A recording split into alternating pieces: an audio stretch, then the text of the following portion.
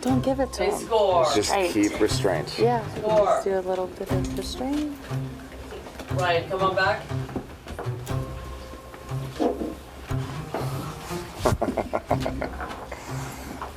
And the couple by the bar walk towards us across. What's that? No, your name, sorry. Ponytail lady. And then Cross this way. Cross this way. Take your date. Cross this way. All right, cut. From ruining Justin Baldoni's life with a serious lawsuit to jumping ship, Blake Lively might have stepped out on Ryan Reynolds. The internet is in shambles over this wild new claim, and trust me, it's messier than anyone expected. Because what if Blake's crusade against Justin has nothing to do with him harassing her, but the fact that he actually rejected her? Even wilder are the cryptic clues that may just end up destroying Blake and everything she has worked so hard to build. Sit tight, because we're about to dig into the details. It's amazing how a shift of narrative can shift an entire army of Blake's supporters to Justin's side. Now people are seeing Blake for who she really is. A bully, a manipulative, spoiled woman who will use her dragon power to get whatever she wants. She has crushed and crashed the careers of her colleagues, been ruthless and mean to interns, reporters, had an affair with Scarlett Johansson's husband and eventually married him, and now she has allegedly jumped ship again. In this video, I'm going to show you how the saying, "you lose them how you catch them," is actually true when it comes to Blake Lively and Ryan Reynolds and their lawsuit against Justin Baldoni. So for a brief rewinding, Blake filed a lawsuit against Justin, accusing him of sexually harassing her multiple times during the production of the movie It Ends With Us. Justin, on the other hand, denied every allegation and filed his own lawsuit against Blake and her husband, Ryan Reynolds, for damaging his reputation and his career. In fact, Justin recently released behind-the-scenes footage of the incident that Blake had referenced in her lawsuit, and oh my, the tides are against Blake. This is on the mark. And I think the light is It's actually better when it's fine. Oh, okay. I'll make you so sure about it.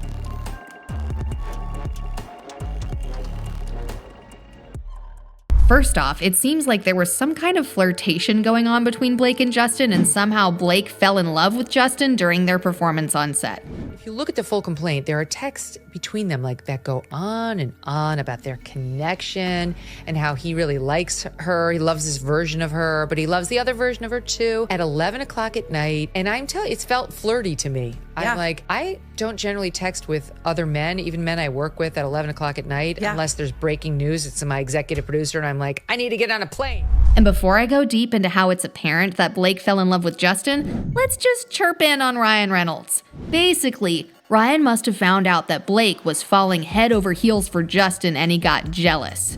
I mean, this is the only explanation as to why he's so upset with Justin, and he's bent on destroying him with this lawsuit. And if you think this is some conspiracy theory, well, let me remind y'all that Blake and Ryan met as co-stars on the movie Green Lantern and fell in love. And at that time, Ryan was married to Scarlett Johansson, and of course, Blake was with her Gossip Girls co-star Penn Badgley. So now, Ryan was seemingly afraid he was gonna lose Blake again to another co-star and decided, I'm gonna show this guy ain't no way my wife's having feelings for you. Now let's get into Blake's love for Justin. Blake supposedly fell in love with Justin on set, but unfortunately, Justin didn't return the energy Blake wanted, so, feeling rejected, she turned against her object of affection. Among all her movie projects, It Ends With Us was the first film ever where Blake got close to being stark naked while filming an intimate scene, and it was with none other than Justin. But that's not all. In her complaint, Blake mentioned that she had no intimacy coordinator on set, but then Justin contradicted it by revealing their personal chats where she actually said she had no interest in meeting with the intimacy coordinator. In fact, she was the intimacy coordinator and knew exactly what she was doing on the set. And without an intimacy coordinator, it feels like Blake might have crossed the line on set and forgot she was only playing a role. Besides, Blake has always made it clear that she's always herself in every role and gets into a character through their wardrobe. The way that I get into a character is through their style. So it was more about who Lily is that was so fascinating to me, is that she's a walking, talking contradiction, yet it's perfectly harmonious for her. And it will fascinate you to know that Blake used her personal clothes for this movie, which must have made her feelings for Justin more intense. Of course, it only makes sense that Blake became comfortable in her own wardrobe while being caught with Justin's natural romantic charm in the movie. Mind you, Justin had to do a lot of work to get into his character. Justin revealed he had to keep a journal as Ryle and even created the experiences of Ryle for himself.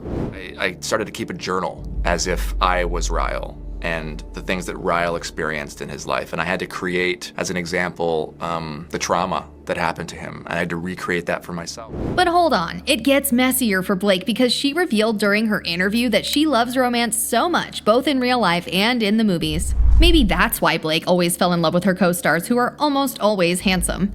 I just really love romance, and I love it as an audience member, and I love it in my real life, and I just really believe in romance.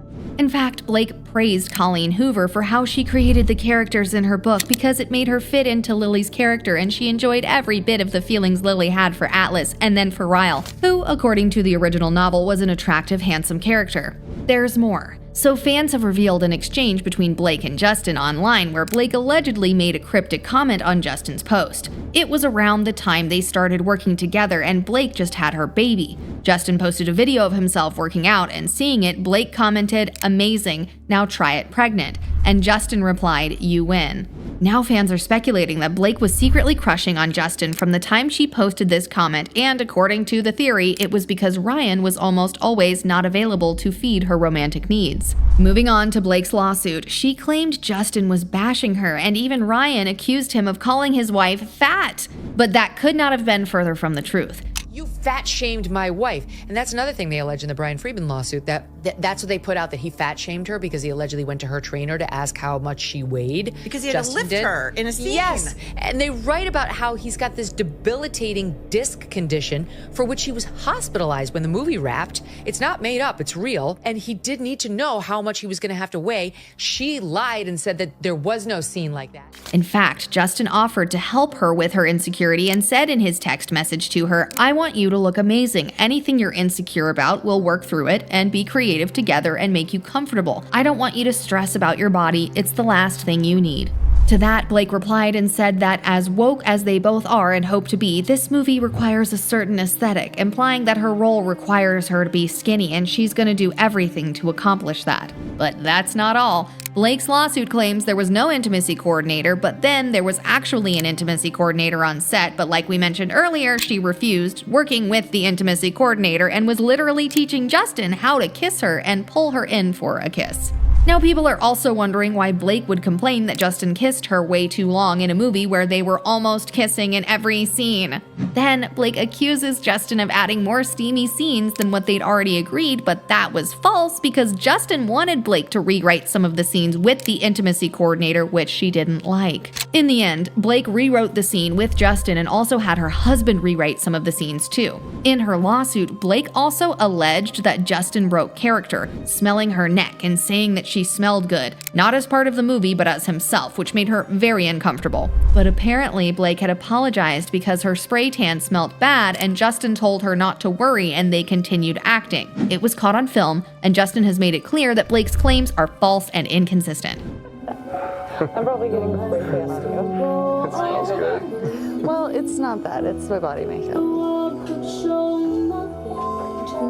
Also, Blake claimed Justin had commented on her physical appearance, but then in the footage Justin released, we can see that she was indeed the one who commented on Justin's nose and said Justin needed a nose job.